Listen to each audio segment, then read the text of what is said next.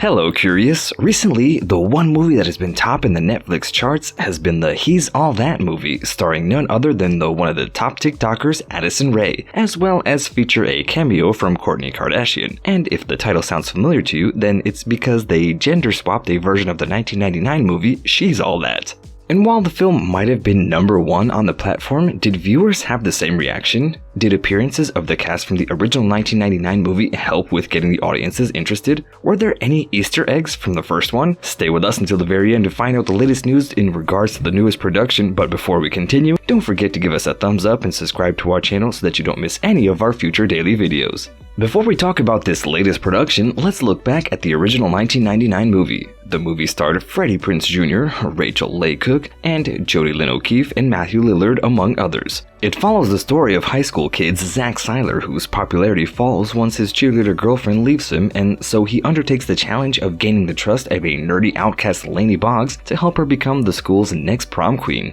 The brand new movie is a gender swap version of the film and follows a similar plotline. Paget makes a similar bet with her friends to transform Cameron into the prom king, and there are plenty of nods to the original version, which we'll talk about in a moment, but make sure to stay with us until the very end. But there is a Gen Z twist on this because Paget is a TikTok influencer who pretends that her life is fancier than it is, and relies on sponsor money to support her overworked nurse mom. So then she gets turned into a meme once she is caught freaking out on camera and on her cheating boyfriend. And of course, the TikTok influencer part makes sense since the actress who plays her is just that. Enter Addison Rae, who is the third most followed person on the video sharing app in the world. And in this new version of the movie, she's joined by Tanner Buchanan, Madison Pettis, and Peyton Meyer, among others. Given that Rae is the star of this movie, it is generating a lot of buzz among audiences, especially given that it was her acting debut. And not to mention the fact that her BFF Kourtney Kardashian also makes a cameo in this production. And if you want to know more about their friendship, why not check out our previous video by clicking on the link above.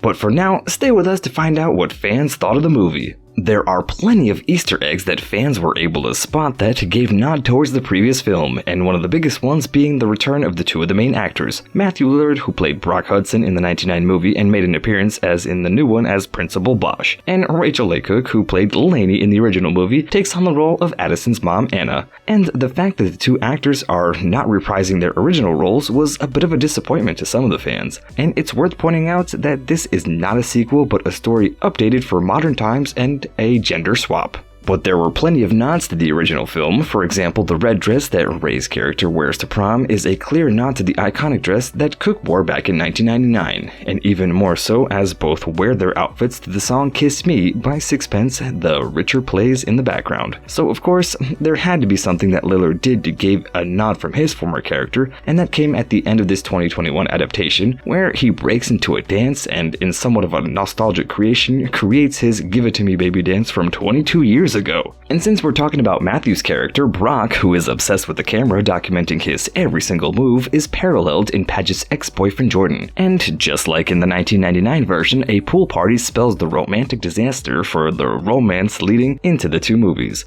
But why have these filmmakers paid so much attention to the detail? Well, there's a very good reason for that, because R. Lee Fleming Jr. had written both of these flicks. But among all these nods to the original film, as well as bringing in back the cast, how have the audiences reacted? Well, while the film might have been in Netflix's tops around the world, it might have just been everyone rushing to see Addison's acting debut or what kind of cameo the Kardashian has. But where reviews are concerned, not all of them were that positive, and some of them had pointed out that this was just a fun movie for the end of summers for teens to enjoy. But many people weren't all that wowed by this new production, and one internet user claimed that all it made was the 1999 one look like an Oscar winner, and many had also described the whole production as chaotic, with many pointing out that there had been some plot irregularities. So what about you, Curious? Did you enjoy this movie? Though one thing many had agreed on was that according to them, there was too much product placement in the film, such as Pizza Hut, KFC, and Yos, and with many other internet users commenting that it was just blatant and that the producers weren't even trying to hide it or make it seem unnatural.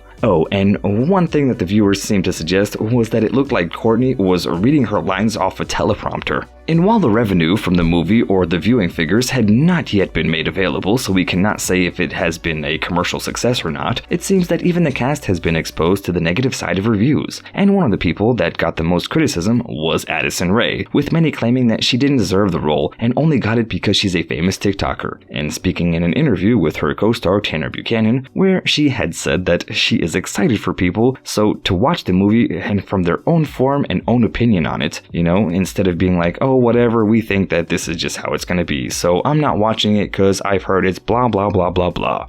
And what about you, Curious? Have you seen this movie or the 1991 She's All That? What are your thoughts on Addison Rae's acting? And did you enjoy it? And which do you think is better, the 1999 one or the 2001? Let us know your thoughts in the comments below, and as always, don't forget to like, share, and subscribe to our channel. Until next time.